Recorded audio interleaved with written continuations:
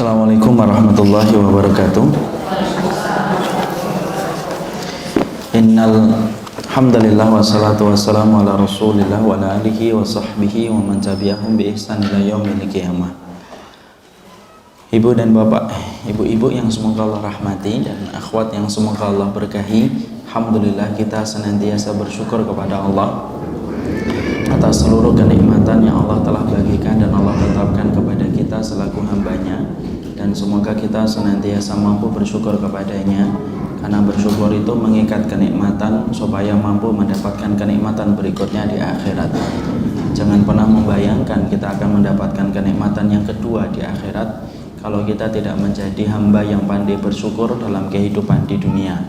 Karena sesungguhnya cara untuk mengikat kenikmatan yaitu adalah dengan memperbanyak syukur kita atas semua kebaikan yang Allah berikan dalam kehidupan kita. Dan tentunya yang paling penting di dalam kita bersyukur yaitu adalah bagaimana kita beribadah kepadanya dengan cara yang benar. Karena sesungguhnya syukur itu bukan ucapan lisan, tetapi lebih pada hakikatnya sesungguhnya syukur itu ucapan hati, adalah perbuatan yang dilakukan oleh anggota badan.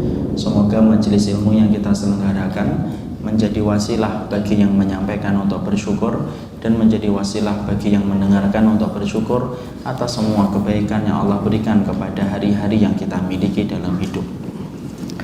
Kita akan melanjutkan kajian kita yaitu tafsir.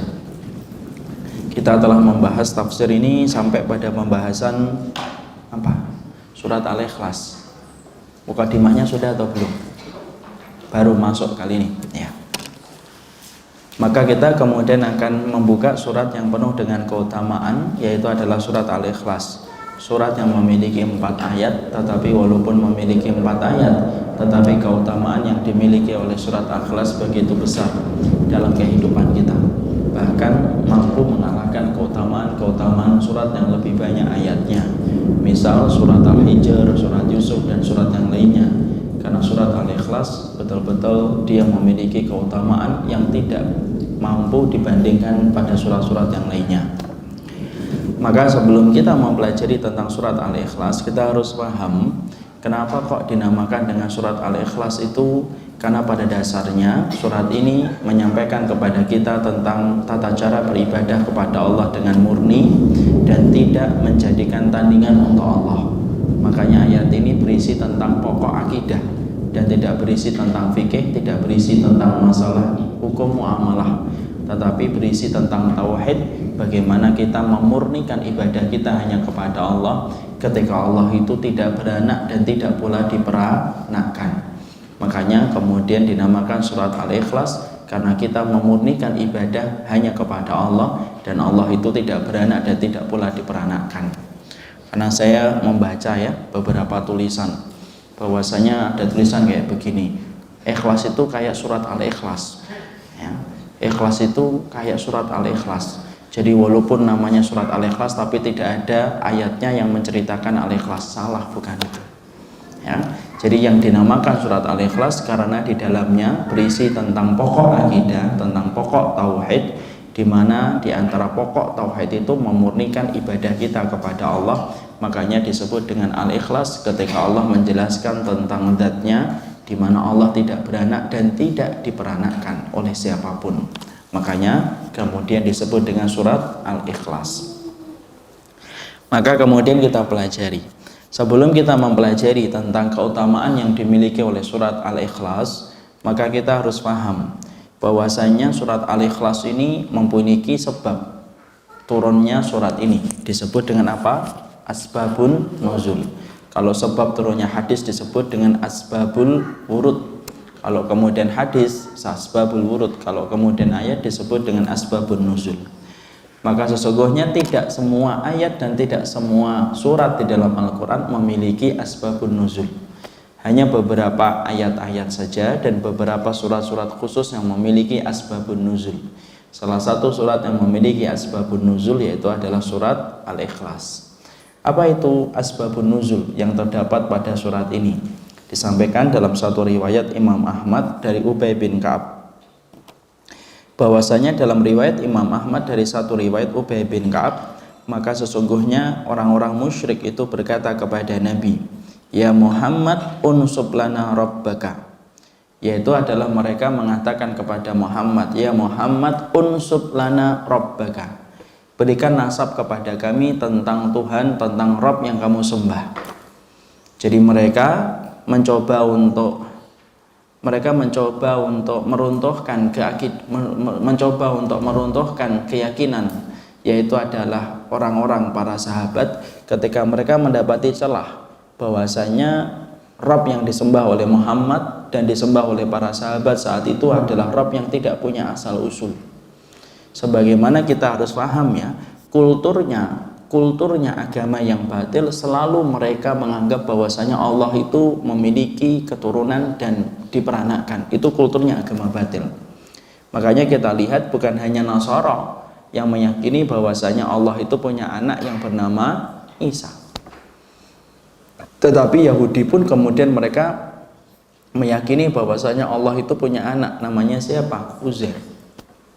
Ya, jadi orang Yahudi pun mereka meyakini bahwasanya Allah itu punya keturunan. Keturunan itu yang bernama Uzair menurut orang Yahudi. Bahkan kemudian orang musyrikun pun meyakini bahwasanya Allah itu memiliki keturunan. Makanya mereka sebut dengan siapa itu? Malaikat itu anak putri dan putri-putrinya Allah, itu menurut orang-orang musyrikun. Di situ kita paham seluruh agama yang batil selalu menempatkan Allah itu memiliki keturunan dan Allah itu diperanakan. Itu agama-agama yang batil. Makanya Islam itu berbeda dengan Yahudi, berbeda dengan Nasara, berbeda dengan musyrikun. Bahwasanya Islam berkeyakinan ketika beriman sama Allah, beribadah kepadanya, kita hanya beribadah kepada Rabb yang tidak beranak dan tidak diperanakkan, membebaskan semua peribadatan yang batil yang ditujukan kepada selain Allah. Itulah Islam. Ya. Jadi kalau ibu pengen ngelihat apa sih mata rantai dan benang merahnya antara agama satu dengan agama yang lain, mata rantai dan benang merah antara agama yang batil satu dengan agama batil yang kedua dan yang ketiga, yaitu adalah mereka meyakini bahwasanya selalu Allah itu dinisbatkan kepada keturunan dan putra ataupun putri dalam agama-agama batil yang ada di atas muka bumi ini. Ya, makanya orang musyrikun itu menganggap malaikat itu putri-putrinya Allah. Ibu lihat semua agama batil itu selalu gitu. Semua agama batil itu selalu gitu. Sampai kita ngelihat sampai Buddha, Konghucu, semuanya mereka meyakini bahwasanya di antara keyakinan batil mereka bahwasanya mereka itu menganggap Allah itu punya keturunan. Allah di dalam Islam, kebenaran ini kemudian ditetapkan membebaskan semua keyakinan batil dan menempatkan Allah bahwasanya Allah adalah zat satu-satunya, di mana zat ini tidak ada tandingan baginya, dia tidak beranak dan tidak diperanakkan, dan itu ditunjukkan di dalam surat Al-Ikhlas yang nanti kita akan pelajari. Ya, makanya kemudian akhirnya mereka mendapati celah dan mereka bertanya kepada Nabi, tetapi pertanyaan yang mereka sebenarnya tidak membutuhkan jawaban, di mana mereka berkata, unsub lana rabbaka, kasih dong kami nasab atas Rabbmu. Sebenarnya pertanyaan ini bukan pertanyaan untuk mengetahui jawaban, karena pertanyaan itu banyak motivasinya dan tendensinya. Ada orang yang bertanya untuk membebaskan kebodohan pada diri penanya. Ada orang yang bertanya untuk membenturkan satu pendapat dengan pendapat yang lainnya. Ada yang bertanya untuk mengingkari perbuatan sesuatu lalu dia pura-pura bertanya. Ada orang yang bertanya untuk menyindir orang yang ditanya. Ya, makanya kemudian kita harus paham, makanya tidak semua pertanyaan harus dijawab. Ya, kalau kita sudah ngerti ilmunya. Jadi ada pertanyaan yang sifatnya itu tidak membawa kebaikan. Ada fulan yang bertanya, sebenarnya dia sudah ngerti, tapi kenapa dia bertanya lagi? Karena dia ingin membenturkan antara satu pendapat dengan pendapat yang lainnya. Makanya kalau kita mendapati satu pertanyaan, lihat dulu. Walaupun kita tidak boleh suudzon, tapi lihat kemana arahnya pertanyaan itu. Ya, karena ada orang yang terkadang bertanya hanya untuk ngetes, kamu itu di mana? Dites dengan pertanyaan. Makanya berdosa betul orang yang memiliki pertanyaan ketika tidak mampu mengikhlaskan pertanyaan dia betul-betul untuk membebaskan kebodohan. Karena memang pertanyaan kalau diletakkan pada posisi yang benar, pertanyaan itu menjadi ilmu bagi kehidupan orang yang bertanya. Makanya kita memahami kan salah satu metode memahamkan ilmu itu dengan metode bertanya. Makanya Allah suruh malaikat Jibril untuk bertemu dengan Nabi dalam bentuk seorang laki-laki. dalam bentuk seorang laki-laki. Lalu kemudian laki-laki itu bertanya tentang iman, bertanya tentang Islam, bertanya tentang ihsan. Padahal kemudian yang bertanya lebih tahu daripada orang yang ditanya. Jadi kalau kita ingin memberikan ilmu, kadang-kadang dalam satu majelis kita sungkan untuk ngomong langsung kepada orang yang kita ingin berikan nasihat, maka boleh kita menggunakan metode bertanya, Ustadz gimana hukumnya ini, untuk menyampaikan pertanyaan itu kepada saudara yang kita cintai tanpa menyinggung perasaan dia. Itu betul kalau diletakkan pada niat yang benar. Tapi banyak sekali pertanyaan yang terkadang diajukan oleh seorang penanya bukan karena membebaskan kebodohan, bukan karena ingin mengajarkan maklumat dan kebenaran, tapi ada orang yang bertanya dengan satu sikap atau satu tujuan yang buruk yang dia miliki ketika bertanya. Makanya saya sekali lagi katakan, tidak semua pertanyaan harus dijawab. Ya, jadi kemudian terutama pertanyaan tentang Allah itu pertanyaan tidak usah dijawab itu. Ya, karena tidak semua hal di dalam kehidupan kita harus ngerti. Contoh, mana yang lebih dulu daripada ayam ataupun telur, tidak usah dijawab. Ngapain dijawab itu? Tidak penting itu. Ataupun pertanyaan yang terkadang sifatnya memang tidak usah dijelaskan hari ini, sudah tidak usah dijelaskan hari ini kalau sifatnya membawa kekeruhan. Contoh, bertanya tentang bagaimana status orang tuanya Rasulullah SAW. Dan tentunya kita harus paham bahwasanya di situ ada khilaf, ada perbedaan para ulama. Tapi kalau kemudian ditanyakan, ada orang yang mencoba bertanya itu supaya membenturkan satu muslim dengan muslim yang lainnya. Kenapa? Di balik pertanyaan itu ada penumpang gelap yang ingin membenturkan muslim dengan muslim yang lainnya. Banyak orang yang hari ini ibu menjadi penumpang gelap dia dalam setiap masalah, dalam setiap isu yang keluar. Kenapa? Karena mereka tahu bahwasanya kaum muslimin apabila mereka bersatu padu berada pada saf yang sama, sesungguhnya mereka tahu yang paling dirugikan adalah orang kafir dan orang-orang musyrikun. Makanya mereka berusaha betul untuk kemudian membentur-benturkan kaum muslimin dengan kaum muslimin yang lainnya. Makanya orang yang terhindar dari fitnah adalah orang yang mereka tidak suka bermusuhan di hadapan orang yang beriman. Ya. Makanya Masya Allah di situ kita paham ada orang yang bertanya semacam itu hanya untuk membenturkan masalah. Maka sesungguhnya orang semacam itu semoga diberikan hidayah, dan sifatnya kalau dia hanya untuk mengadu domba, namimah itu merupakan salah satu perkara yang menyebabkan azab kubur dan termasuk dosa besar kelak di hadapan Allah ketika ditimbang dalam mahsyarnya. Jadi kalau bertanya, pastikan bertanyanya itu kemudian betul-betul karena ingin untuk membebaskan kebodohan. Sama ketika ibu bertanya, ini saya sebutkan pertanyaannya karena ada akhlak dalam bertanya. Sama kalau kita bertanya, kalau kemudian kita telah mendapati satu jawaban dari ustadz yang lainnya, tidak usah kita benturkan. Kenapa? Karena terkadang ada satu ilmu yang diketahui oleh seorang fulan, tetapi belum diketahui oleh fulan. Atau satu ilmu difahami oleh fulan ini, difahami oleh fulan lain itu beda. Dan kita sebagai thalib ambil saja. Kalau memang kita bingung, ambil saja tanpa kita membenturkan. Karena terkadang ada orang yang menyampaikan pertanyaan, setelah dijawab, lalu kemudian si penanya ngomong, kata ustadz ini kok gak gitu ustadz. Alhamdulillah saya belum pernah sih kayak gitu, tapi saya bisa merasakan perihnya orang yang ditanya kayak gitu. Ataupun kemudian dia setelah ngomong mungkin tidak bertanya atau nggak ngomong langsung di majelis, kemudian di luar dia ngomong, ustadz ini ngomongnya gini, ini ustadz ini ngomongnya gini. Kemudian apa? Mencoba untuk menanamkan kebencian dari pertanyaan yang dia sampaikan. Tidak boleh itu ibu. Jangan kemudian menjadi thalibul ilmi yang sifatnya itu namam. Apa itu? Pencari ilmu tapi sifatnya adalah pengadu domba. Lausa katal jahil la aminat al fitnah. Kalau orang yang bodoh tidak banyak bicara, maka fitnah itu tidak akan menjadi besar. Tapi fitnah itu jadi gede. Kenapa? Karena banyak orang yang bodoh banyak ikut bicara.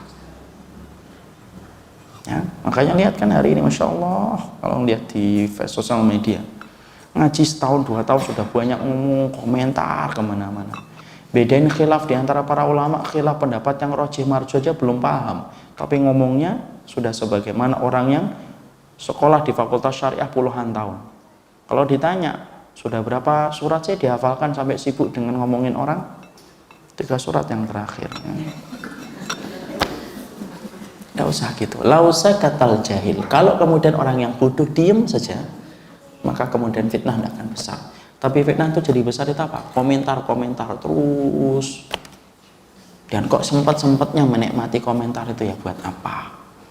Ya, makanya kalau kemudian kita sibukkan dengan perkataan manusia, sibukkan dengan perkataan Allah, tenang hati kita.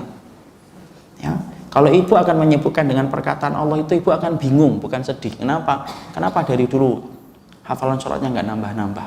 Gitu. Kalau kita sibuk dengan perkataan manusia, baru kita sedih. Kenapa fulan ngomong gini, kenapa fulan ngomong gitu? Halah ibu, sempat-sempatnya sih kita ngomongin omongan orang. Sibukkan dengan kalamullah. Orang yang menyibukkan dengan kalamun nas, maka dia tidak akan sibuk dengan kalamullah. Tapi orang yang sudah sibuk dengan kalamullah, maka dia akan dihindarkan dari kalamun nas, perkataan manusia yang tidak membawa faedah. Ya. Jadi disitulah kita paham. Jadi kalau bertanya, tanya sama diri kita. Kita bertanya, pengen tahu maklumatnya, atau bertanya, tetapi terkadang kita punya sifat yang lain. Atau orang yang bertanya, tetapi lebih sombong daripada orang yang ditanya, itu tidak menunjukkan akhlak yang baik. Dia bertanya, sebenarnya dia udah mempersiapkan jawaban banyak. Kemudian dia tanya, ya Ustadz, gimana hukumnya begini? Jelaskan Ustadz, bla bla bla bla. Tapi kalau menurut kitab ini begini, kalau kitab itu begitulah. Sudah tahu ya sudah, nggak usah nanya. Ilmu tidak akan pernah nempel pada orang yang memiliki kesombongan. Tidak akan pernah nempel. Jadilah kita orang yang tawadhu ketika mencari ilmu, karena sesungguhnya proses pencari ilmu akhlaknya itu harus tawadhu. Allah alam bishawab. Maka kemudian kita kembali kepadanya. Maka di situ kita mendapati orang-orang musyrikun itu memanfaatkan celah. Maka orang musyrikun mendapati bahwasanya Rabbnya Muhammad adalah Rabb yang tidak memiliki nasab. Tidak sebagaimana mereka melihat nasab Tuhannya Nasara, dan sebagaimana mereka melihat Rabb atau nasabnya Tuhannya, atau melihat nasabnya Tuhannya Yahudi. Dan mereka mendapati, loh ini kok beda. Padahal kemudian Nasara memiliki nasab Tuhannya, yaitu Isa menjadi putranya Allah, Uzair menjadi putranya Allah. Ini Muhammad kok beda sendiri? Karena orang musyrikin ngerti loh ya, sesungguhnya agama yang paling mirip dengan Islam adalah Nasara dan Yahudi. Karena apa? Disebut dengan agama samawi, ahlul kitab. Maka kemudian mereka ketika mendapati celah, mereka bertanya untuk melemahkan keyakinan para sahabat. Maka mereka mengatakan apa? Unsub lana rabbaka. Hei Muhammad, kasih kami itu kemudian nasab. Nasab Rabbmu itu apa sih? Maka kemudian akhirnya mereka bertanya itu. Lalu kemudian Allah yang menjawab. Allah yang menjawab. Allah yang kemudian turunkan Qul huwallahu ahad, Allahus samad, lam yalid wa lam yulad wa lam yakul lahu kufuwan ahad. Allah yang menjawab dan kemudian membungkam apa yang ditanyakan oleh orang-orang musyrikun, sampai kemudian mereka tidak bisa berkata-kata kembali setelah Allah turunkan surat Al-Ikhlas. Ya, disitulah kita mengerti Nabi dibantu betul oleh Allah Subhanahu wa Ta'ala. Jadi semua tudingan yang diarahkan kepada Nabi, maka sebagian dari tudingan itu dijawab langsung oleh Allah dengan Allah menurunkan ayat-ayat tertentu untuk mengkuatkan dakwah yang disampaikan oleh Rasulullah Sallallahu Alaihi Wasallam. Memang begitu. Makanya kita lihat nanti surat Al-Kautsar juga sama, ibu. Ibu tahu kan surat Al-Kautsar? Tahu, insya Allah. Hafal? Insya Allah. Ya. Surat Al-Kautsar yang kemudian di akhir ayatnya apa? Abtar. Inna syani'aka, masya Allah ya, hafal ya. Inna syani'aka huwal abtar. Ibu tahu nggak yang namanya abtar itu apa? Kalau kita membaca di dalam terjemahnya, abtar itu orang yang terputus orang yang terputus barokahnya, kebaikannya. Kalau kita membaca tafsirnya. Tapi maknanya abtar itu apa? Maknanya abtar itu, ibu, adalah seorang laki-laki yang tidak punya keturunan laki-laki. Itu namanya abtar. Itu positif atau negatif? Negatif banget. Karena bagi orang Arab itu aib apabila kemudian seseorang itu tidak punya keturunan laki-laki. Itu aib. Itu aib banget. Maka kemudian di situ kita kemudian mendapati Muhammad itu abtar. Muhammad itu tidak punya anak laki-laki. Kenapa? Setiap anak laki-lakinya Rasulullah SAW sebelum balik meninggal. Siapa itu putra-putranya Nabi? Ibrahim dengan Qasim. Makanya Nabi disebut Abul Qasim dan Abu Ibrahim. Ya.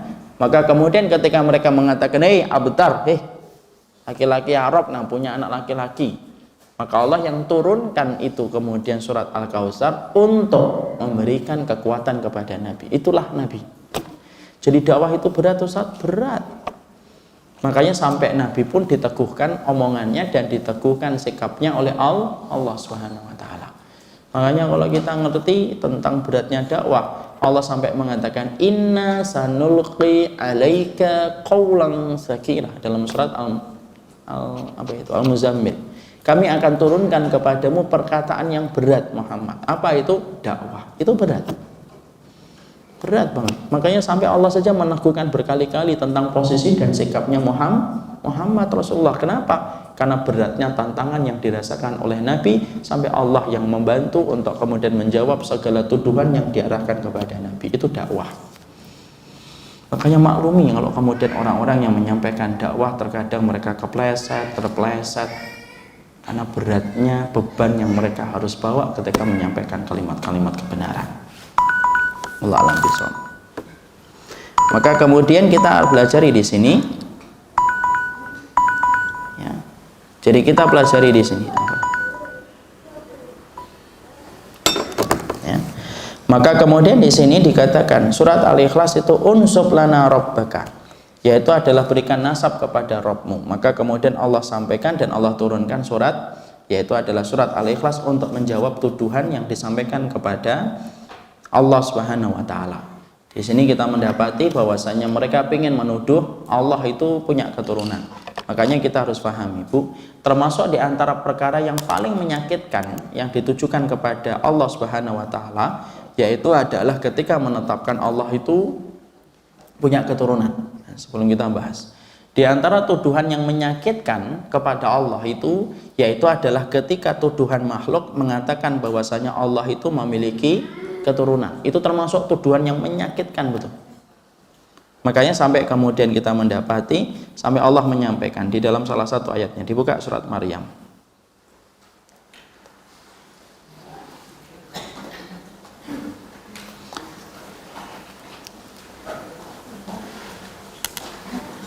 Dibuka surat Maryam ayat yang ke-90 sampai 91.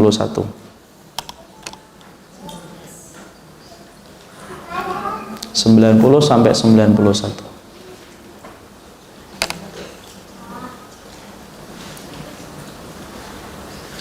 Sudah? Dibuka, dibaca. Baca. Hampir saja langit pecah dan bumi terbelah, dan gunung-gunung tutup karena ucapan itu. Karena mereka menganggap Allah yang Maha Pengasih mempunyai anak. Teruskan 92. Dan tidak mungkin langsung 92. Dan tidak mungkin bagi Allah yang Maha Pengasih mempunyai anak. Ya. Tidak ada seorang pun di langit dan di bumi melainkan akan datang kepada Allah yang Maha Pengasih sebagai seorang hamba. Ya. Inilah dalil yang mengatakan di antara perkara yang berat yang dilakukan manusia kepada Allah itu apa? Mengatakan bahwasanya Allah itu punya keturunan, punya anak. Makanya sampai-sampai Allah menyampaikan takatus samawatu yatafattarna minhu wa tanshaqqul ardu wa takhirul jibalu hadda an ta'ul lirrahmani walada. Maka sesungguhnya langit hampir pecah, bumi hampir kemudian retak, gunung hampir roboh ketika kemudian mengatakan bahwasanya Allah yang Rahman itu punya keturunan. Jadi tidak main-main itu, tidak main-main Ibu. Makanya kenapa kita harus tegas? Karena surat Al-Ikhlas ini mengajarkan kepada kita sebuah sikap yang tegas pula. Kenapa kita tidak boleh mengatakan Natal kepada siapapun walaupun mereka itu saudara dan kerabat kita? Karena sesungguhnya ucapan mengatakan Allah itu punya anak merupakan ucapan yang berat di sisi Allah Subhanahu wa taala. Tidak usah pakai logika macam-macam deh. Sudahlah ayat ini dikatakan, loh lihat, hampir langit itu pecah ketika mengatakan bahwasanya Allah itu punya keturunan. Lalu relakah kita mengucapkan selamat kepada orang yang telah menyakiti, yang mana ucapannya itu bisa memecahkan langit? Tidak mungkinlah kita. Ya. Makanya kemudian disinilah faham kitabullah itu akan menjadi penerang dalam kehidupan itu jelas. Semuanya kalau dikembalikan kepada kitabullah itu jelas. Jangan dikembalikan kepada perkataan orang. Ya, jadi di situ kita paham tidak ada perkara yang paling menyakitkan kecuali adalah salah satunya sampai seorang manusia mengatakan bahwasanya Allah itu punya keturunan. Padahal Allah tidak mengatakan dirinya punya keturunan. Ayat ini ibu menjadikan kita tidak bisa ditawar. Kalau kita ditanya hukumnya mengucapkan Natal haram, haram, haram, tidak ada pengurangan sedikit pun dalam masalah itu. Kalau ada ulama yang mengatakan, ulama siapa itu? Bukan ulama kali, ustadz biasa yang kemudian dia ini. Tidak ada itu ulama yang mengatakan boleh mengucapkan selamat Natal, itu tidak ada. Ya, dan ini ucapan yang berat di sisi Allah Subhanahu wa taala. Jadi jangan dikira mengatakan Allah punya Yesus, Allah punya Uzair itu kemudian menjadi perkara yang ringan di sisi Allah. Tidak pernah ringan itu ucapan itu. Dan Allah zat yang paling sabar. Tidak ada zat yang paling sabar dalam kehidupan manusia kecuali Allah. Makanya sampai Nabi menyampaikan dalam riwayat Bukhari, laisa syai'un wa laisa ahadun asbar ala adza minallah. Ya. Tidak ada zat yang paling sabar di atas muka bumi ini kecuali Allah. Karena apa? Setiap orang menuduh Allah itu kemudian punya keturunan, padahal Allah memberikan rezeki dan memberikan kesehatan kepada orang yang menuduh Allah itu punya keturunan. Makanya sabar itu apa? Betul-betul kita sabar banget kan? Ya, karena Allah juga sabar. Tapi itulah tuduhan yang paling menyakitkan. Jadi tuduhan yang paling menyakitkan kepada Allah, yang mana kalau tuduhan itu dibebankan kepada langit, gunung, dan bumi, pecah semuanya. Itu adalah tuduhan ketika mengatakan Allah itu punya anak. Baru itu mengatakan. Makanya kita bisa bayangkan orang Nasara itu semacam apa nanti kelak pada waktu hari kiamat kalau dia sampai bawa, sampai mati itu. Karena itu bukan perkara yang ringan di hadapan Allah. Jadi disitulah kita memahami bahwasanya seluruh agama yang batil, benang merahnya mereka dalam agama batil mereka itu benang merahnya apa? Benang merahnya mereka bahwasanya mereka selalu mempunyai keyakinan bahwasanya Allah punya keturunan. Yaitu ada Isa, ada Uzair, ada malaikat-malaikatnya Allah yang merupakan putri-putrinya Allah, dan itulah agama batil selalu terbangun dengan perkara itu. Ya. Sekarang kita pahami, setelah kita memahami tentang asbabun nuzul, kita pahami dulu keutamaan yang dimiliki oleh surat Al-Ikhlas itu apa? Keutamaan yang dimiliki oleh surat Al-Ikhlas itu banyak. Salah satu surat yang kemudian menjadikan kita akan mudah dicintai oleh Allah yaitu adalah surat Al-Ikhlas. Alhamdulillah kita syukur surat Al-Ikhlas itu hanya 4 ayat. Karena ternyata surat ini merupakan surat yang mampu menjadi jembatan seseorang untuk dicintai oleh Allah. Allah itu surat Al-Ikhlas. Makanya disebutkan di dalam riwayat Bukhari dari Amrah binti Abdurrahman, maka dia pernah diasuh oleh istrinya Nabi Aisyah. Jadi Amrah binti Abdurrahman pernah diasuh oleh ibunda Aisyah radhiyallahu anha. Maka kemudian Nabi mengutus seorang sahabat untuk memimpin pasukan dalam satu peperangan. Maka sahabat itu menjadi imam bagi para sahabat yang lainnya di dalam sholat, dan ia selalu menutup bacaannya dengan surat Al-Ikhlas. Dibuka halaman 320.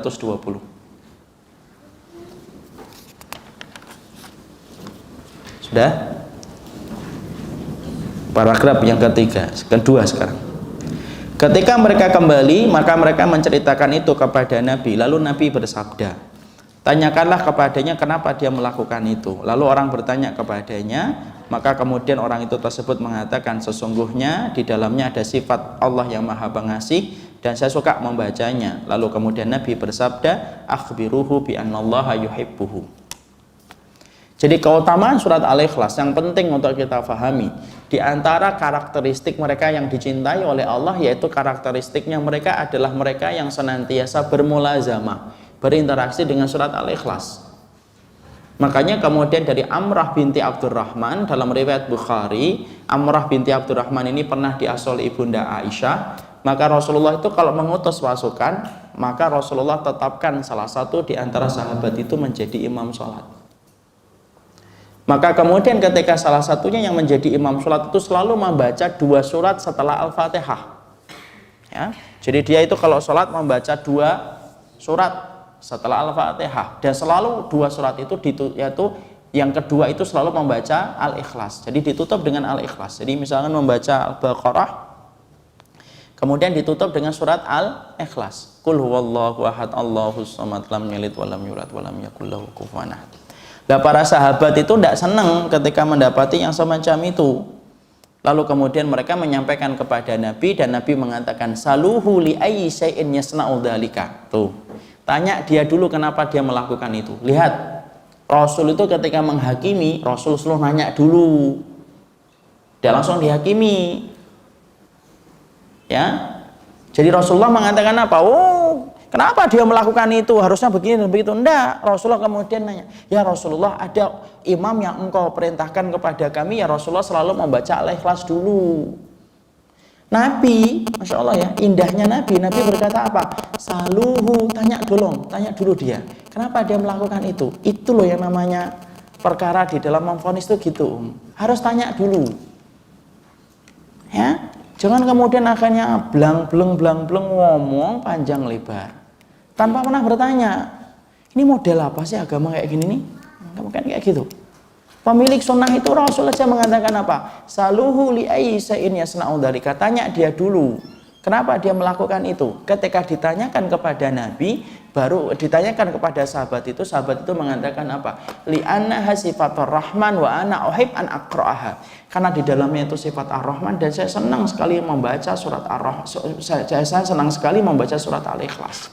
Baru Nabi ketika mendapati jawaban yang semacam itu, baru Nabi mengatakan akhbiruhu bi annallaha yuhibbu. Katakan sama dia, Allah jatuh cinta kepadanya karena dia jatuh cinta kepada surat Al-Ikhlas. Ya. Ya. Jadi di situ kita kemudian mengetahui apa? Di situ kita mengetahui betul. Jadi kita mengetahui apa? Di situ kita mengetahui bahwasanya dalam kehidupan ini, di antara keutamaan yang dimiliki oleh surat Al-Ikhlas adalah kita apabila membacanya baik dalam sholat kita, maka sesungguhnya sholat itu mampu menjadi surat yang kelak akan menjadi sebab kecintaan Allah kepada kita. Tapi anak yakin insya Allah, walaupun saya tidak menyampaikan hadis ini, ibu-ibu sudah mengamalkan insya Allah ya. Walaupun saya tidak menyampaikan hadis ini. Kenapa? Sudah sama-sama tahulah kita lah insya Allah. Jadi sama-sama kita tahulah. Kenapa? Karena kemudian ternyata kita sudah ngamalin surat Al-Ikhlas. Tapi sesungguhnya disitulah kita paham. Boleh nggak kita membaca 2 surat setelah Al-Fatihah? Boleh. Makanya kemudian boleh dalam sunnah kita Allahu Akbar. Jadi waladhdallin. Amin. Kemudian membaca surat yang lainnya, ya bukan Al-Baqarah lah, inna a'tayna biasanya. Inna a'tayna kal kautsar fasholli li rabbika wanhar inna syani'aka huwal abtar.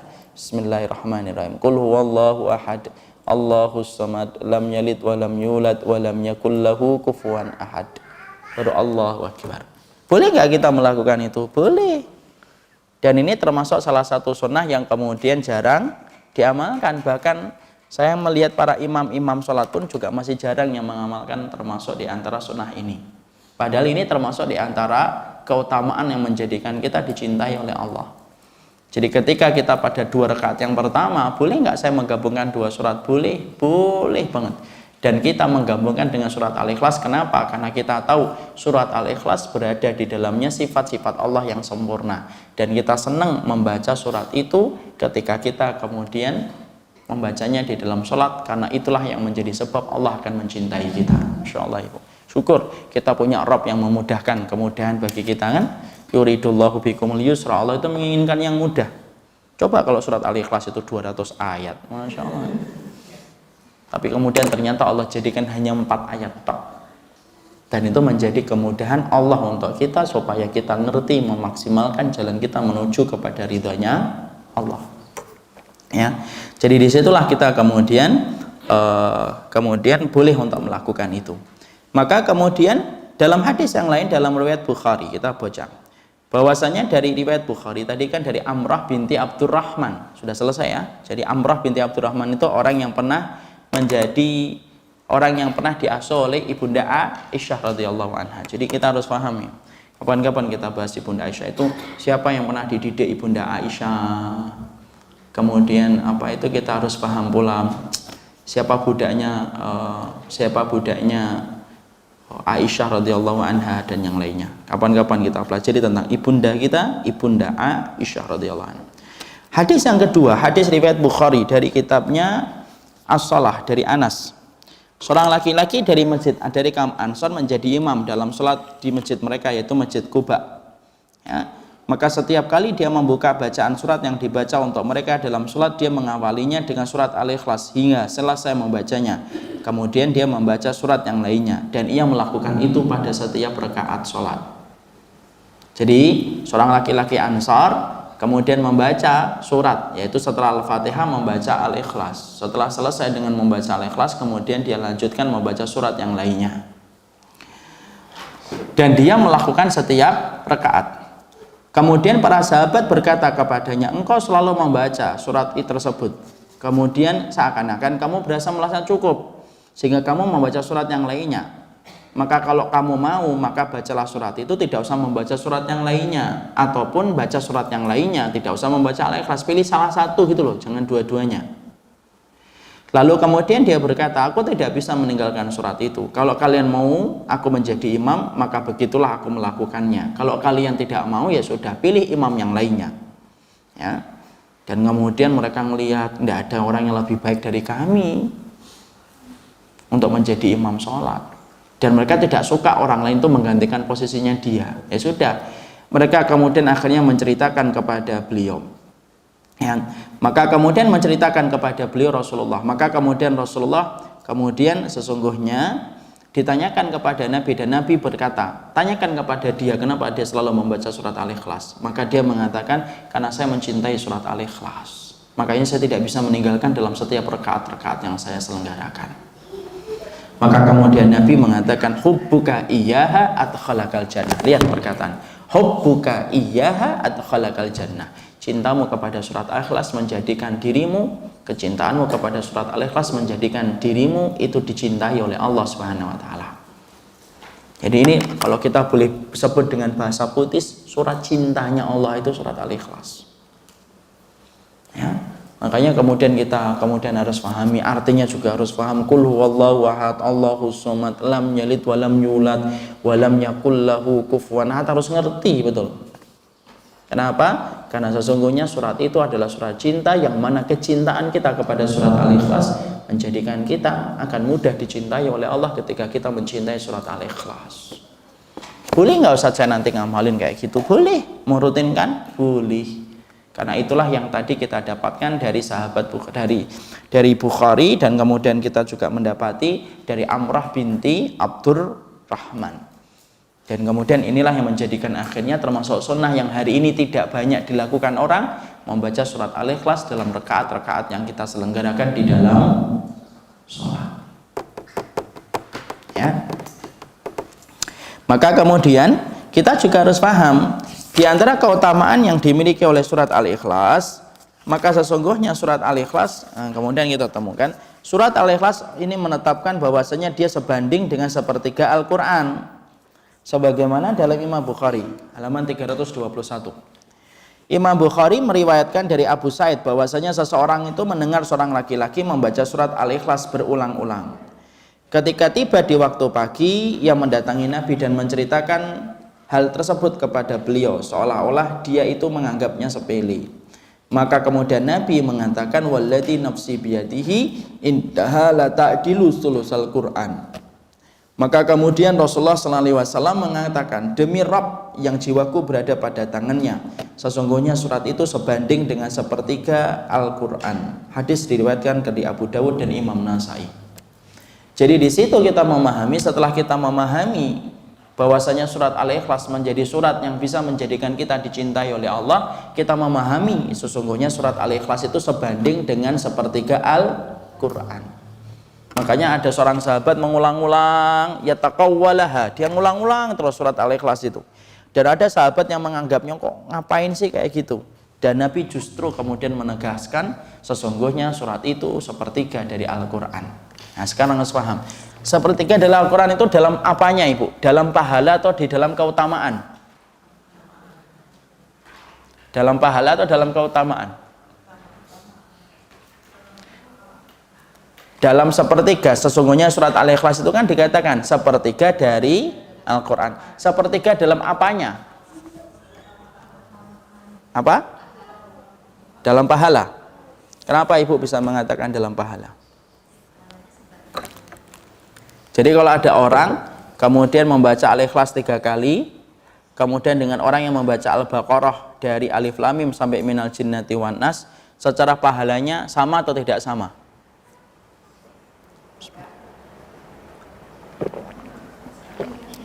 Sama atau tidak sama? Siapa yang mengatakan sama, angkat tangan. Jangan takut, saya nggak ngapa-ngapain, saya cuma nanya, sama atau tidak sama? Jangan pura-pura melihat bukunya kalau lagi ditanya. Sama atau tidak sama? Kan tadi dikatakan dari riwayatnya siapa tadi? Abu Sa'id, ya kan? Dari Abu Sa'id radhiyallahu anhu bahwasanya ada orang yang ulang-ulang menghafalkan surat Al-Ikhlas dan dia menceritakan kepada Nabi seakan-akan ngeremehin amalan itu, tapi justru Nabi malah menegaskan bahwasanya itulah yang bagus. Kenapa? Sesungguhnya demi Rabbku yang aku berada pada tangannya, sesungguhnya surat Al-Ikhlas itu sepertiga dari Al-Quran. Ini sepertiga dalam apanya? Dalam pahalanya. Berarti kalau ada orang yang baca Alif Lam Mim sampai kemudian Minal Jinnati wan Nas, itu sama nggak dengan orang yang kemudian ini? Siapa yang mengatakan sama, angkat tangan. Siapa yang mengatakan sama pahalanya, angkat tangan dulu. Siapa yang mengatakan tidak sama, angkat tangan. Masya Allah, pingin pulang saya kalau kayak gini. Iya. Kenapa tidak sama? Sepertiga yang ibu harus pahami, nanti sepertiga ada surat An-Nasr seperempatnya. Itu artinya sepertiga dalam keutamaan isinya, bukan keutamaan pahalanya. Iya. Kalau kemudian kenapa? Karena Quran itu kan isinya apa? Sepertiga Quran itu isinya apa? Akidah. Sepertiga isinya apa? Fikih dan muamalah. Sepertiga isinya apa? Cerita-cerita para nabi. Itu isinya Quran itu tiga ini. Yaitu sepertiga yaitu apa? Yaitu akidah. Sepertiga itu fikih dan muamalah. Sepertiga itu isinya apa? Cerita-cerita dan bukan cerita, kisah-kisah para nabi. Maka kemudian Al-Ikhlas itu kemudian sepertiganya Al-Quran dalam masalah apa? Dalam masalah tauhid, akidah. Tapi dalam masalah pahala, sama nggak adalah orang yang membaca Al-Baqarah dari awal sampai kemudian An-Nas itu disamakan pahalanya dengan membaca Al-Ikhlas? Ya enggak sama. Iya, makanya nanti kalau pas Ramadan saya tanya hari pertama, siapa yang hari ini sudah mengkhatamkan? Saya, Ustadz. Saya mau baca Al-Ikhlas 3 kali. Nggak bisa lah. Nggak bisa. Keutamaannya itu keutamaan isi, bukan keutamaan pahala. Jadi orang yang membaca Al-Baqarah sampai An-Nas tidak sama kedudukannya dengan orang yang membaca surat Al-Ikhlas. Karena apa? Yang kedudukan hurufnya aja jauh banyak, lebih banyak kok. Dan setiap hurufnya dilipat gandakan 10 kali lipat. Makanya kemudian disitulah kita paham maknanya hadis sepertiga dari Quran itu apa? Dalam keutamaan isinya, bukan keutamaan pahalanya. Ya. Ntar lagi mau asar ya. Nah, nggak apa-apa, kita lanjutkan sebentar. Maka kemudian disitulah kita paham, inilah yang menjadikan akhirnya kita mengerti tentang keutamaan surat Al-Ikhlas. Maka kemudian yang lain, kita buka halaman 323. Maka hadis lain tentang membaca surat Al-Ikhlas itu berulang-ulang. Ini keutamaan yang lainnya. Jadi ayat atau surat yang sering kita baca berulang-ulang itu apa? Surat Al-Ikhlas. Kapan saja kita baca surat Al-Ikhlas? Ibu-ibu sebutin. Setelah sholat, terus ketika menjelang tidur, terus zikir pagi dan petang, terus mau tidur, terus kemudian zikir pagi, zikir petang ketika merasa sakit, ketika demam, ketika kemudian kita menjaga diri kita dengan ruqyah, itu semuanya kita membaca Al-Ikhlas. Berarti menunjukkan apa? Surat yang paling sering menemani dalam keseharian kita, surat yang menemani keseharianmu menjadi seorang hamba adalah surat Al-Ikhlas bersama dengan surat Al-Falaq dan surat An-Nas. Apalagi keutamanya nanti kita pelajari insya Allah habis sholat asar. Kita lanjutkan sebentar habis sholat asar. Atau kita cukupkan ya, habis sholat asar kita lanjutkan sebentar. Barakallahu fikum, ini yang kita sampaikan, kita bahas sebentar. Lanjutannya habis sholat asar. Subhanakallahumma wa bihamdika asyhadu an la ilaha illa anta astaghfiruka wa atubu ilaik. Assalamualaikum warahmatullahi wabarakatuh. Innal hamdalillah wassalatu wassalamu ala Rasulillah wa ala alihi wa sahbihi wa man tabi'ahum bi ihsan ila yaumil qiyamah. Kita lanjutkan sebentar apa yang kita kaji.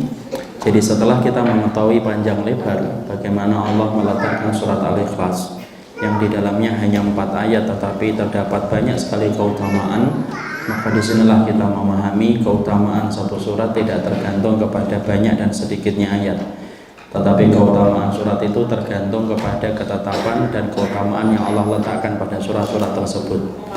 Inilah yang menjadikan akhirnya kita memahami keutamaan surat Al-Ikhlas. Tadi kita sudah paham, merupakan surat yang mampu menjadikan kita dicintai oleh Allah Subhanahu wa taala. Kemudian yang kedua yang kita pahami bahwasanya surat ini merupakan satu surat yang apabila kita membacanya terus akan menyebabkan kita dimasukkan oleh Allah ke dalam surga. Kemudian kita mengetahui pula bahwasanya surat ini merupakan surat yang paling sering menemani keseharian kita di dalam kehidupan sehari-hari, yaitu adalah surat Al-Ikhlas. Dan inilah keutamaan yang sudah kita paham. Mari kita buka pada halaman 324. Pada halaman 324 Allah menyampaikan kepada kita di antara keutamaan surat yang dimiliki oleh surat Al-Ikhlas, yaitu adalah surat ini merupakan surat yang disampaikan di dalam surat dalam riwayat An-Nasa'i. Sesungguhnya orang yang berdoa dengan surat ini, maka Rasulullah mengatakan idza su'ila bihi a'ta wa idza du'iya bihi fa'ajaba. Rasulullah sallallahu alaihi wasallam menyampaikan kepada kita keutamaan yang dimiliki oleh surat Al-Ikhlas adalah idza su'ila bihi a'ta wa idza du'iya bihi fa'ajaba. Rasulullah mengatakan siapapun yang meminta kepada Allah dengan menggunakan wasilah ataupun tawassul. Tawassul itu menjadikan perantara. Dengan perantara surat Al-Ikhlas, maka sesungguhnya barang siapa yang berdoa bertawassul dengan surat Al-Ikhlas, maka kalau dia berdoa maka Allah akan memberi, dan apabila dia dimohon maka Allah akan mengabulkan. Nah, di sini kita paham. Jadi kalau kemudian kita bertawassul, sebenarnya boleh nggak bertawassul? Boleh. Bertawassul itu boleh dalam 3 perkara saja. Yang pertama, bertawassul dengan nama dan sifat-sifatnya Allah. Yang kedua, bertawassul dengan amalan salih yang kita lakukan sendiri. Dan yang ketiga, bertawassul yaitu dengan doa orang yang salih yang masih hidup. Nah, di situ kita memahami tawassul. Di antara 3 tawassul yang ada adalah bertawassul dengan nama-nama Allah dan sifat-sifatnya. Dan di antara nama-nama Allah dan sifat-sifatnya terangkum di dalam surat Al-Ikhlas. Makanya kalau kita berdoa, kalau kita memang tidak mampu menyebutkan Asmaul Husna secara keseluruhan, maka boleh bagi kita mewakilkan keseluruhan nama Asmaul Husna dengan kita membaca surat Al-Ikhlas. Contohnya gimana? Jadi misalkan ini. Jadi kita minta anak yang soleh. Jadi kita meminta anak yang soleh itu adalah Allahumma inni as'aluka bi anni asyhadu an la ilaha illa anta al-ahadus samad alladzi lam yalid wa lam yulad wa lam yakul lahu kufuwan ahad. Allahumma shalli ala Muhammadin wa ala ali Muhammad. Allahumma firli dhanbi, Allahumma firli wa tub alayya innaka anta tawwabur rahim. Rabbi habli minas salihin, Rabbi habli minas salihin, Rabbi habli minas salihin. Kemudian sebagian ulama mengatakan ditutup dengan salawat Allahumma sholli ala Muhammadin wa ala ali Muhammad. Nah, itulah cara kita berdoa. Makanya Nabi ketika masuk masjid kemudian mendengar ada seorang sahabat berdoa menggunakan tawassul, menggunakan surat Al-Ikhlas, maka Nabi kemudian langsung berucap idza su'ila bihi du'iya fa idza su'ila bihi a'ta fa idza du'iya bihi ajaba. Kalau Allah itu diminta dan orang yang meminta Allah itu dengan menggunakan surat Al-Ikhlas, Allah pasti ngasih. Dan Allah apabila dimohon, tetapi yang memohon itu menggunakan surat Al-Ikhlas, maka Allah kabulkan permohonan dia. Makanya kalau kita ingin dikabulkan, di antara proposal doamu kepada Allah, proposal doa itu adalah menggunakan surat Al-Ikhlas. Ya, jadi pergunakanlah surat Al-Ikhlas. Sesungguhnya menggunakan surat Al-Ikhlas merupakan proposal doa kita kepada Allah Subhanahu wa taala. Ya. Jadi disitulah kita mengetahui sesungguhnya tawassul kita yaitu adalah tawassul dengan menggunakan surat Al-Ikhlas ketika kita berdoa dan memohon kepada Allah Subhanahu wa taala. Maka kemudian yang terakhir yaitu adalah surat Al-Ikhlas, merupakan surat yang dijadikan pengobatan. Sebagaimana kita paham pengobatan ketika merasakan sakit itu salah satunya menggunakan 3 surat ini, surat Al-Ikhlas, Al-Falaq, dan An-Nas. Kemudian meniupkan ke telapak tangan, kita usap ke bagian tubuh yang terasa sakit. Ya, jadi sebenarnya boleh nggak kita meyakini bahwasanya Quran itu menjadi obat? Boleh dan wajib. Wa nunazzilu minal Quran ma huwa syifaa'un wa rahmatun wa hudan lil mu'minin. Allah kan menyampaikan, kami tidaklah turunkan Al-Quran kecuali menjadi ma huwa syifaa'un. Syifa itu menjadi obat.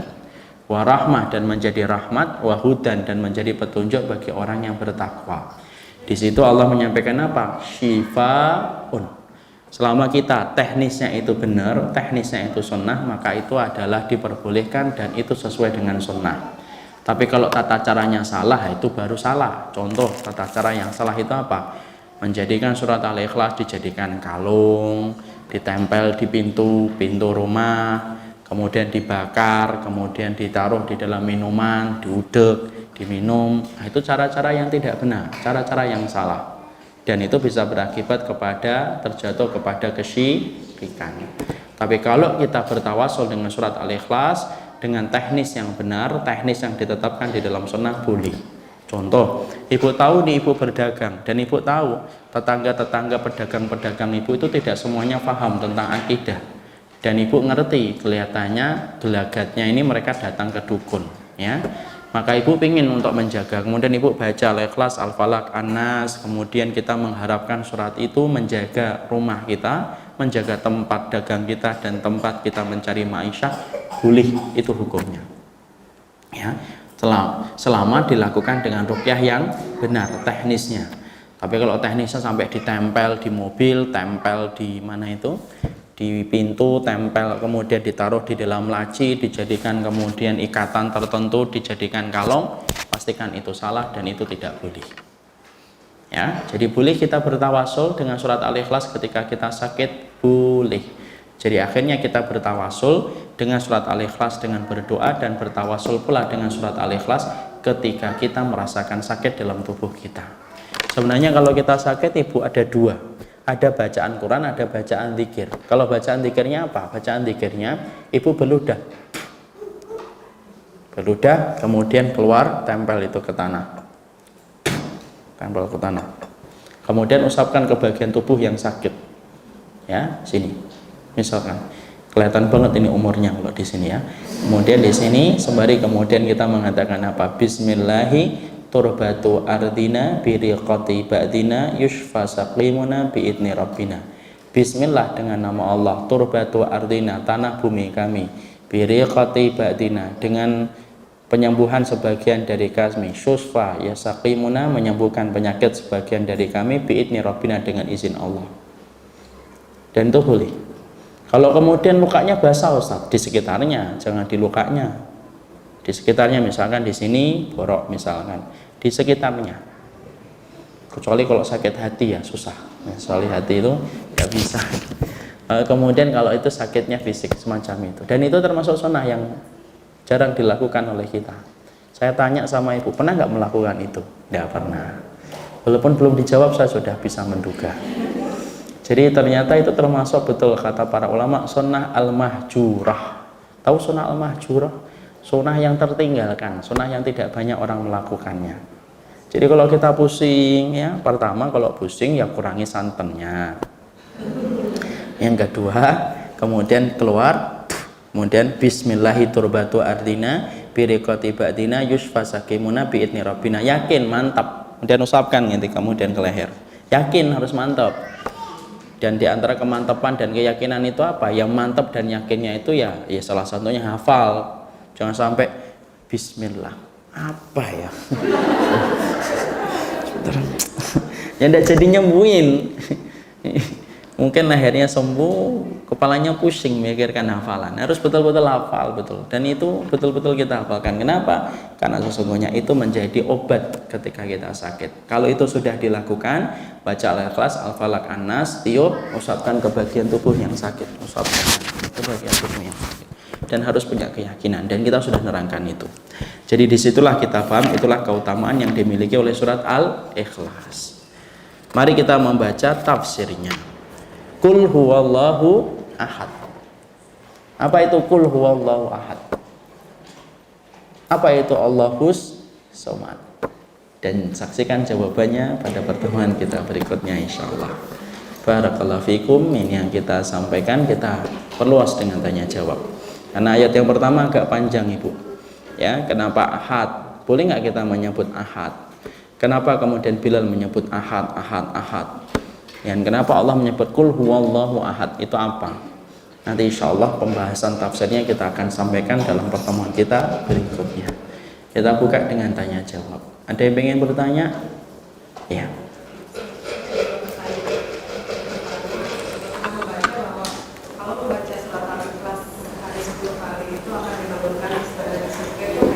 Enggak, hadis sama. Kemudian yang kedua, masih di luar tema. Di luar tema terkait kejadian yang baru saja terjadi masalah tahzir ini.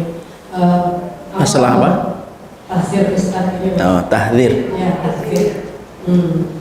Apakah boleh seorang Ustaz apakah boleh seorang Ustaz menuduh Ustaz lain manhajnya bermasalah, pemahamannya rusak, kemudian dia termasuk qadariyah dan salah dalam menafsirkan Al-Quran hanya berdasarkan cuplikan video. Belum pernah minta langsung. Jawaban dari Ustaz itu akan menjadi arahan kami untuk selanjutnya bagaimana? Yang namanya persoalan ketika menetapkan, apakah gampang nggak kita menetapkan seseorang itu bermasalah manhajnya? Tidak gampang Mahat, tidak gampang, tidak mudah. Perangkatnya banyak, itulah yang disebut dengan dhawabit. Dhawabit itu apa? Yaitu perangkat-perangkat ketika kita mengatakan fulan begini dan fulan begitu. Kan saya sudah sering sampaikan, hanya memutuskan seorang Jessica menabur cyanida saja butuh berapa puluh sidang, sampai hari ini pun belum diputuskan. Padahal hanya seorang Jessica. Tidak gampang. Itulah yang menjadikan akhirnya runyam masalah itu apa? Yaitu ketika masalah tidak diselesaikan baik-baik di antara orang-orang yang paham ilmu. Makanya kemudian akhirnya apa? Banyak orang yang bodoh ikut komentar. Itu yang menjadikan tambah runyam masalahnya. Akhirnya apa? Hari ini kita melihat potensi umat yang harusnya kita berpikir bagaimana kita menghalau orang kafir untuk bisa menjadi pemimpin. Akhirnya apa? Sibuk hanya ngurusin debat itu tidak pernah selesai-selesai. Kenapa sih tidak bisa didatangin baik-baik? Kan bisa didatangin kan? Kalau misalkan yang satu menutup, ya kan harus berusaha, kan akhlak salaf kan gitu. Karena saya sudah betul-betul pengalaman lah kayak gitu itu. Ibu mungkin masih ngeliat lah bagaimana kemudian saya dituduh macam-macam, dituduh khawarij. Kemarin ketika ada berita, ketika saya mendapati ada apa itu SOP ditegakkan ketika melewati perbatasan. Langsung disebutnya apa? Isi khawarij, semua gelap, dan disebut anjing-anjing neraka. Dan itu gampang nggak orang lapangan? Gampang banget kan? Mungkin pengalaman di sini, mungkin salah satu ketua taklim di sini sampai diteror di SMS, di WhatsApp. Kenapa kok? Tuh kan kelihatan kan belangnya kan? Gaya kehidupan kayak gitu tuh tidak mendatangkan kebaikan akhirat. Wallahi. Demi Allah, kehormatan seorang mukmin itu harganya mahal. Tidak murah Ibu. Saya ngerasain betul gimana diucapkan kayak gitu. Ya, saya tidak pernah itu ditemuin, diomongin baik-baik. Siapa yang menemuin saya? Tidak ada yang nemuin saya. Saya selalu nanya, di mana bagian mana saya mengkafirkan orang? Tunjukin. Di mana saya akan rujuk kalau saya pernah mengkafirkan orang? Tidak pernah. Ketika kemudian ada tulisan saya tentang masalah ISIS dulu, misalkan 2 tahun, 3 tahun yang lalu, itu dalam porsi ketika saya punya sifat ingin merekatkan, saya tuh orangnya itu pingin bersaudara, itulah sifat saya. Karena apa? Karena terlalu banyak darah yang saya lihat ketika saya di Suriah, itu membentuk perilaku saya. Akhirnya apa? Saya tuh tahu musuh itu terlalu banyak, tidak perlu kita repot untuk saling memusuhi. Saat itu kita berprasangka baik kepada ISIS. Kenapa? Karena di awal-awal, dan saya tidak termasuk orang yang gampang dan gegabah ketika menyesatkan orang dan kelompok. Ada orang yang langsung menyesatkan, itu tanggung jawab mereka. Kalau kita enggak, kita hati-hati. Kenapa saya tidak mengambil fatwa? Saya tidak mengambil fatwa dari orang yang belum pernah datang ke Suriah. Saya tidak mau mengambil fatwa tentang Suriah, tentang orang itu. Karena ada yang nyalain saya, oh, itu kan fatwa sudah ada. Saya tanya balik, fatwanya dari orang yang pernah datang ke Surya? Tidak pernah datang ke Surya. Jangan ngomong tentang Surya. Kenapa? Omonganmu banyak salah. Jangan ngomong tentang Kudus kalau tidak pernah ke Kudus. Itu lumrah kan saya ngomong kayak gitu. Karena kemudian ketika saya menerangkan itu, saya ada yang nyalain. Ada yang ngomong, itu kan fatwa sudah banyak. Fatwanya siapa? Fatwa dari para ulama di tempat jihad saat itu belum banyak keluar. Kenapa saya nunggu fatwa dari mereka? Karena mereka lah yang terlibat langsung dalam peperangan itu, dan mereka lah yang ngerti tentang kondisi. Betul nggak kalau saya menunggu fatwa dari orang yang di lapangan daripada orang yang tidak di lapangan? Ya beda lah. Makanya ketika sudah jelas baru kita sampaikan, ISIS memiliki sifat khawarij, gampang mengalirkan darah, gampang mengkafirkan. Dan itu sudah kita sering sampaikan berkali-kali di banyak kesempatan. Tapi disitulah orang, kalau kemudian dia sudah memiliki hati yang hasad, susah. Saya tidak mengatakan bahwasanya fulan-fulan hasad, enggak lah, saya tidak mau mengatakan. Tapi kalau kemudian orang sudah hasad pun mendengar pun enggak mau, ya atau tidak? Dengerin dong dulu hujahnya, disampaikan dengan cara yang baik. Kalaupun pengen untuk diingetin, ana tidak mau berpihak ke siapapun, tapi harusnya orang yang kemudian mengedarkan rekaman itu pun juga harus diingetin pulang. Kenapa? Seimbang. Dan saya tidak mau masuk dalam masalah ini secara panjang lebar. Kenapa? Saya sudah cukup letih menghadapi selama ini. Ya, itu bisa bayangin nggak? Orang kemudian kalau saya membuka di grup, saya dengar fulan begini dihujat bahwa saya itu khawaris, di sini begini menyimpang, saya harus begini, saya diikuti oleh begini. Dan itu alhamdulillah dengan izin Allah screenshotnya itu ya sampai dulu itu. Walaupun saya tidak pernah minta. Sedih, iya sedih lah. Siapa sih tidak sedih, Ibu? Kehormatan kita diobrak-abrik itu tidak sedih. Kalau Ibu pengen merasakan kehormatannya itu nanti diobrak-abrik, Ibu akan merasakan kesedihan itu apa. Tapi orang yang ngomong, mungkin mereka masih bisa ketawa hari ini, tapi saya yakin akan datang satu hari keadilan ketika saya menuntut detail semua itu. Ada itu salah satu mantan, saya ngomong cerita apa adanya. Ada seorang mantan, kemudian mantan anak band tidak terkenal, kemudian posting, ini loh lihat, supaya fans boy-nya, coba lihat, menyebut orang yang belajar dengan kata fans boy. Pantas diucapkan oleh orang yang ngaji? Tidak pantas. Ini loh, supaya mantan fans boy-nya kemudian tobat. Setelah kemudian qadarullah, saya kemudian akhirnya selesai sama urusan, dengan gampangnya dia mengatakan, sudahlah, sekarang dia sudah keluar, sekarang saya hapus ya postingan yang kemarin rame. Dengan begitu gampangnya. Itu kalau dalam hukum Islam, orang semacam itu, maka dibawa ke mahkamah. Cuma kan masalahnya tidak berdiri hukum Allah di sini. Tapi di situ kita paham, Anda tidak mau terlibat langsung dengan masalah itu, tapi setidaknya namanya pembicaraan itu, Ibu, kadang-kadang bahwasanya ada kesalahan. Iyalah, kadang-kadang kita bicara, kita di sini pernah nggak saya ngomong sama gini, Ibu, ini nomor 2, padahal saya harusnya nomor 3, tapi saya ngomongnya berapa? Nomor 2. Kadang-kadang kan di sini sama di sini ngucapin salah atau tidak? Salah lah. Ya kalau mau jujur ya perhatikan satu persatu semuanya lah. Dan itulah yang kemudian kita harus pahami. Anda tidak punya kesempatan waktu, Ibu. Terlalu sedih saya itu melihat apa yang terjadi di Suriah. Kemarin 100 orang anak-anak kecil umur segini terengap-engap, tidak bisa nafas. Kok sempat-sempatnya ngurusin kemudian ini. Kecuali yang betul-betul menyimpang, sudah nampak dia penyimpangannya, sudah nampak penyimpangannya ke orang liberal. Silahkan ayo hantem bareng-bareng untuk menegakkan dakwah. Ya, kita hantem bareng-bareng ayo. Kemudian orang liberal, orang yang kemudian mendewa-dewakan tempat-tempat kesyirikan, ayolah kita. Kalau sudah menyimpang jelas, ayo bareng-bareng. Tapi orang yang secara dohirnya berkomitmen kepada kebenaran dan berkomitmen kepada sunnah, kepleset 1 dan 2 perkara itu harus ditabayun langsung. Datangi rumahnya, diketok dong pintu rumahnya. Oh, dia tidak mau jawab loh. Dia misalkan tidak mau jawab, misalkan, ya sudahlah, tunggulah. Kan kewajiban kita harus sabar sama orang yang beriman. Kan kita gitu ngajarin, ya atau tidak, Ibu? Emang kemudian kita ngajarin tok, kemudian nggak ngamalin gitu? Katanya kita harus mengajarin sabar. Ya sudahlah, sabarlah. Sabar, kemudian ada ini. Kan dulu gitu. Ketika kemudian para ulama terdolimi aja, mereka yang mendatangi orang yang mendolimi. Kan gitu. Kan akhlaknya gitu. Saya tidak paham ya, apakah benar. Kalaupun memang benar, tolonglah diselesaikan dengan cara yang baik, Ibu. Kan sekarang kita akhirnya lihat kan, Ibu, Pembicaraan di grup itu masih itu saja. Ya kan, di Facebook, di grup. Ya walaupun akhirnya kemudian saya akhirnya agak turun, nggak dibicarakan kan, naik setelah hidayat. Tapi akhirnya saya bisa merasakan setelah hidayat itu kayak apa gitu. Ana nggak kenal secara pribadi, nggak kenal saya. Ya, nggak kenal secara pribadi saya. Tapi saya pernah ketemu sekali, 2 kali saya pernah ketemu. Yang ngobrol baik, saling menguatkan. Ya namanya orang mukmin dan kita nggak paham ilmu, walaupun ilmu yang kita pelajari masih sedikit, ayolah yang kita pikirkan untuk umat itu, jangan memikirkan kelompok jangan memikirkan kelompok. Sunnah ini miliknya umat bersama, bukan milik kelompok lah.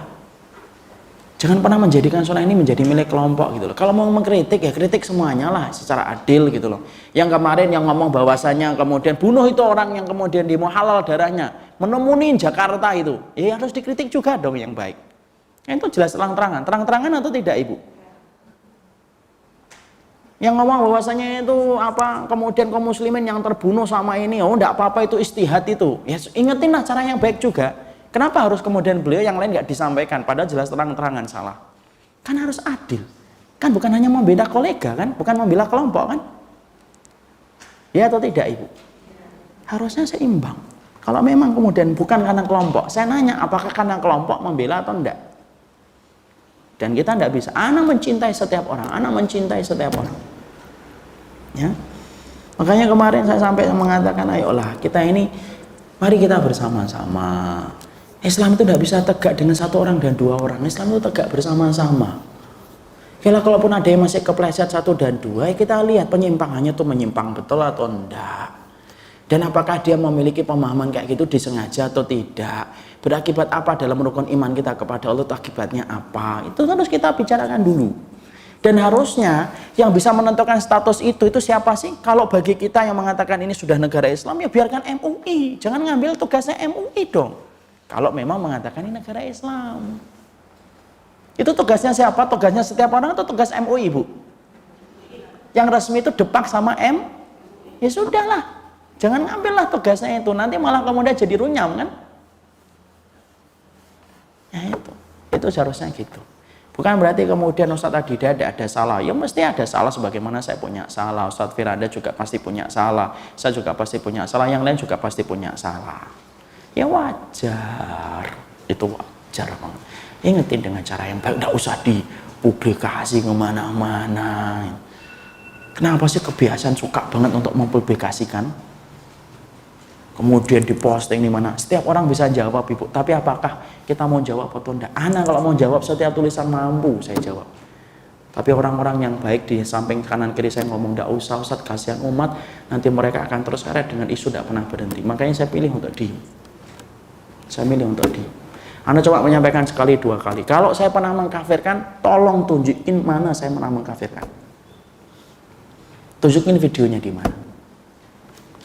Nanti kemudian saya akan rujuk dan saya akan siap berkomitmen untuk kembali dan tidak mengkafirkan orang selama dia tidak melakukan perbuatan-perbuatan yang mengakibatkan kekafiran. Tapi tolong ngomongnya harus pakai bukti. Ya, maka sama Ustaz masalah ini. Kasihan menurut saya sih. Kasihan betul sedih itu. Saya tuh ngomong di salah satu ada kumpulan satu ngomong, wallahi Bu, 2 hari yang lalu saya ngomong, wallahi saya sedih. Kenapa?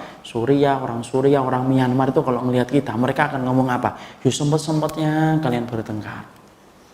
Kita setiap hari harus menghadapi peluru, rudal.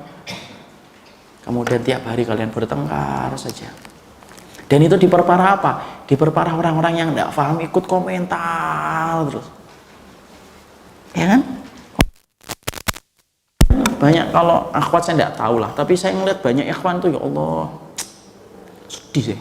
Modal cuma pakai kemudian apa? Modal baru merubah jenggot dan baru merubah celana sudah sombongnya luar biasa. Hijrah itu bukan hanya masalah jenggot, hijrah itu bukan hanya masalah celana, hijrah itu di hati juga harus hijrah. Akhlak yang baik. Kita sepakat loh ya. Sunnahnya itu adalah kita memelihara jenggot, sunnahnya memelihara menjaga batasan pakaian kita. Sepakat, kita tidak kemudian berbeda tentang itu. Tapi maaf, yang kamu jaga bukan hanya jenggotmu, bukan hanya celanamu, tapi hatimu dan kebersihan hatimu. Ya kalau kamu kemudian ini biar diselesaikan para ustadz aja, yang kita nggak paham apa, diem aja. Udahlah, nggak paham kok. Kita nggak ngerti juga kan. Diam aja. Hari ini ada yang sok komentar itu kan kelihatan begini, kita begini. Kayak seneng banget sih dapat umpan gitu. Nggak usah gitu. Saya itu baca Ibu, ada orang gitu ya. Saya kan baca kan, sempat baca karena kemarin pas sakit hari Sabtu dan Ahad kan sempat sakit. Kamu bukan sakit, kelelahan itu sampai saya punya waktu untuk baca. Akhirnya nyesel juga saya. Ngapain saya buka sosial media? Biasanya diwakili sama tim, saya nggak pernah buka. Tapi pas kosong saya buka-buka. Sedih saya, walaupun bukan untuk saya. Ada yang mengatakan tuh kan, sampai ada yang menyebut Adi Hidayat diangkat oleh media, sekarang dihancurkan oleh media. Rasain lo. Saya klik orangnya gitu, saya lihatin gitu. Postingannya bagus-bagus. Postingannya. Tapi ketika komentarnya kayak gitu Ibu. Beliau kemudian kemarin video, kan saya baru tahu kemarin video bahwasanya saya tidak bisa tidur. Ada komentarnya tuh, rasain lo tidak bisa tidur lo. Makanya jangan banyak ngomong kalau tidak punya ilmu. Coba. Pantas nggak? Preman tuh kalau ngeliatin kita geleng-geleng, lebih baik kami. Ya, makanya kemudian ya sudah. Saya tuh merindukan. Kalau kemudian coba ketemu baik-baik kan bisa. Bisa sih, enggak sih Ibu ketemu baik-baik? Harusnya bisa. Kecuali kalau ada ego. Ya, kecuali ada ego. Ya. Jadi saya juga sering ngomong kan, saya juga sering menyampaikan berkali-kali di dalam majelis. Ada orang yang menuduh saya macam-macam. Silakan WhatsApp Ana, ini nomor Ana. Ini saya sebutkan dalam banyak kajian. Sebutkan ketok rumah saya, kemudian ini rumah saya di Bekasi, Kemang Pratama, datangin rumah saya. Kan gitu cara yang benar kan. Yang menuduh kan harus memberikan bukti. Wallahu a'lam bishawab.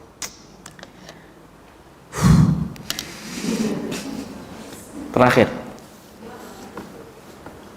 Yang pertama tentang Kondisi lapangan surya. Saya mendapatkan informasi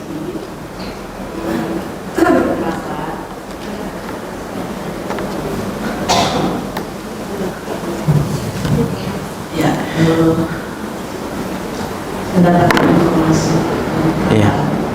yang kebetulan dia juga berada di sana sebagai Relawan. tim medis. Ya, dokter. Dia menginformasikan bahwa ketika di lapangan di sana sangat sulit membedakan antara mana yang menjahit, mana yang analisis. Iya. Mohon penjelasan dari Ustaz kemarin yang sudah yang pertama. Yang kedua, di dalam hadis Mu'adz bin Jabal tentang wasiat Rasulullah SAW kepada Mu'adz untuk tidak sekali-sekali meninggalkan doa Allahumma a'inni ala dzikrika wa syukrika wa husni ibadatik. Itu kan meditasi terakhirnya di akhir setiap sholat. Ada sebagian teman yang memahami bahwa Sebelum salam. makna redaksi itu sesudah salam. Sesudah salam, mereka memahami sesudah doa itu dibaca sesudah salam. Mereka memahami secara letterlet sesuai dengan redaksi itu. Padahal kalau saya pribadi mengamalkannya antara satu akhir dengan salam. Jadi sebelum salam. Itu bagaimana kita ketika berdialog dengan teman-teman ini ketika pemahaman kita berbeda. Ya.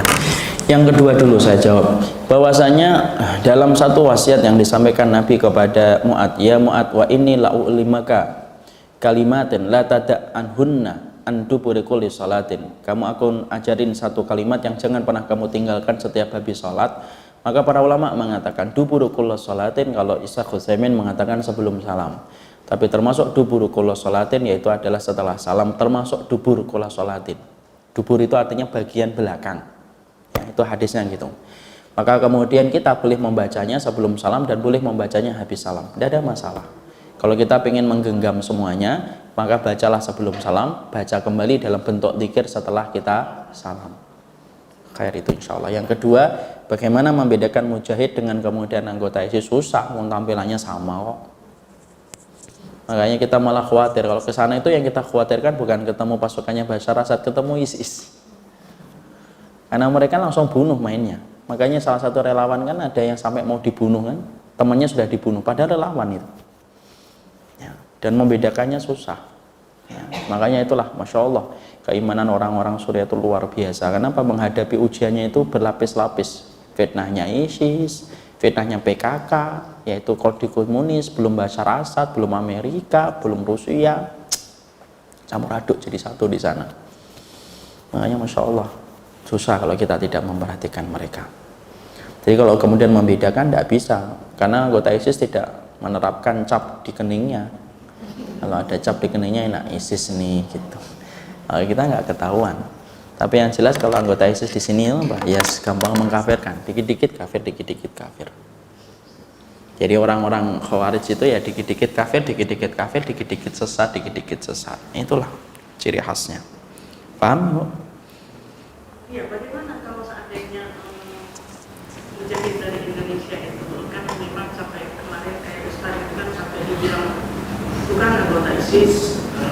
Itu bagaimana yang dituduh ini dia membela dirinya itu gimana? Bahwa dia ke sana itu memang sebagai dia membawa misi kemanusiaan.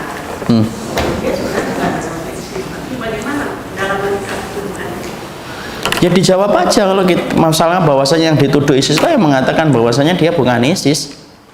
Jujur kepada apa yang dilakukan lah. Dan kita harus paham orang yang ISIS itu kemudian nampak betul dalam sifat-sifat mereka, mabda-mabda mereka, manhaj mereka gampang mengkafirkan. Orang kalau nuduh mah nuduh aja. Lah sekarang itu semuanya juga disamaratakan ISIS untuk menjadi apa? Karena dengan kita mengatakan ISIS seakan-akan kita sudah melepaskan itu. Sekarang kan gitu. Tahu nggak pola serangan di Suriah itu bleng gimana? Kemudian setelah itu apa ngomongnya? Oh, Amerika ngebom tempat-tempat ISIS, padahal yang dibom bukan tempat ISIS. Kenapa? Supaya dunia tidak marah. Kenapa? Karena yang disebut adalah ISIS. Itu cara yang kotor, itu cara yang keji. Samalah dengan Nabi dituduh apa? Nabi dituduh apa? Perusak. Nabi dituduh apa? Tukang sihir. Nabi dituduh apa? Dukun. Nabi dituduh bermacam-macam. Itulah tuduhan. Nah dalam Islam itu Masya Allah, orang yang menuduh kan harus mendatangkan bukti. Lah buktinya mana? Itu sajalah. Kalau setiap orang itu ngomong tanpa bukti ya setiap orang tidak ada bedanya dengan kucing. Kenapa? Karena dia tidak mulia dengan sebab bukti yang dia bawa. Barakallahu fikum. Bisa dipahami? Terakhir. Assalamualaikum warahmatullahi wabarakatuh. Iya. Saya akan menjawab pertanyaan itu. Jadi ada seorang ibu mu'alam, dia sakit keras, suami meninggal. Pada saat sakit dijenguk sama keluarganya yang masih non-muslim. Nah setelah itu anaknya dia bikin wasiat sama anaknya nanti kalau saya meninggal saya di pemakamannya sesuai dengan agama yang dulu. Terus anaknya bingung mau ikut wasiat ibunya atau tidak. Ibunya dia berwasiat supaya dia dikuburkan dengan cara secara non-muslim. Kalau dia meninggal dikuburkan secara non-muslim. tidak boleh lah, tapi dia muslim. Masih. Murtad atau enggak? Tidak, jadi dia setelah dijenguk keluarganya aja, keluarganya kan masih non-muslim. Tidak boleh lah, tetap harus kemudian mendahulukan penguburan. Kenapa? Dia pasti menyesal itu di akhiratnya ketika kemudian memberikan wasiat itu. Dan wasiat itu tidak boleh dalam perkara kemaksiatan, tidak boleh dilaksanakan. Tidak usah ngikutin wasiat ibu, tidak usah. Wasiat contohnya nanti kalau saya meninggal dunia tolong ya tempat saya dijadikan diskotik ya, tidak boleh lah. Anaknya tidak boleh ngelakuin. Karena wasiat yang bertentangan dengan kitabullah tidak boleh dilaksanakan. Barakallahu fikum, ini yang dapat kita sampaikan. Subhanakallahumma wa bihamdika asyhadu an la ilaha illa anta astaghfiruka wa atubu ilaik. Assalamualaikum warahmatullahi wabarakatuh.